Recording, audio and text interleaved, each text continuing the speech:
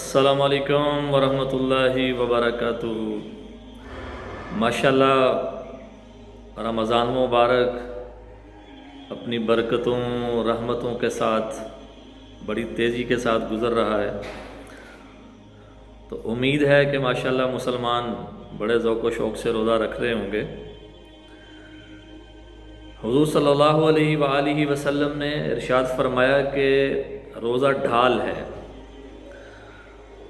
جب تک اس کو توڑ نہ دیا جائے، اس کو پھاڑ نہ دیا جائے۔ تو روزہ ڈھال ہے، جہنم سے بچاتا ہے، جہنم کی آگ سے بچاتا ہے۔ روزہ ڈھال ہے کہ یہ گناہوں سے بچاتا ہے، اور روزہ ڈھال کی صورت میں ٹوٹتا کب ہے، اور یہ ڈھال پھٹتی کب ہے، اور یہ ڈھال کمزور کیسے ہوتی ہے کہ جب ہم روزے کے تقاضوں پہ عمل نہیں کرتے۔ تو اگر روزہ دار روزہ رکھ کے جھوٹ بول رہا ہے تو وہ بیکار میں اپنے آپ کو بھوکا اور پیاسا رکھ رہا ہے۔ روزہ دار اگر دل میں کینہ اور بغض پال کے روزوں کا اہتمام کر رہا ہے، اگر اس کا دل صاف نہیں ہوا مسلمان کے بارے میں اس کی سوچ صاف اور پاک نہیں ہوئی، تو یہ بیچارہ خود کو ایویں تھکا رہا ہے۔ اس لیے روزے کا سب سے بڑا مقصد یہ ہے کہ اپنے دل کو پاک کیا جائے۔ بلے شاہ تو اڑدیاں پھڑنا ہے، جڑا گھر بیٹھا انہوں پھڑیا نہیں۔ تو جو نفس کے خلاف جہاد ہے، یہ روزے کا سب سے بڑا مقصد ہے کہ اپنے نفس کے خلاف لڑنا اور اپنے دل کو ہر قسم کے کینہ اور بغض سے، حسد سے، تکبر سے پاک کرنا، یہ روزے کا سب سے بڑا تقاضا ہے۔ تو ہم رمضان کے روزوں کا جس طرح اہتمام کر رہے ہیں، تو ذرا اپنا محاسبہ بھی روز کیا کریں کہ 12 روزے گزر گئے تو مجھے ان روزوں سے کیا ملا ہے۔ آیا میں نے اپنے من کو پاک کیا ہے، میں نے اپنی سوچ کو پاک کیا ہے، میں نے اپنی سماعتوں کو پاک کیا ہے کہ نہیں کیا۔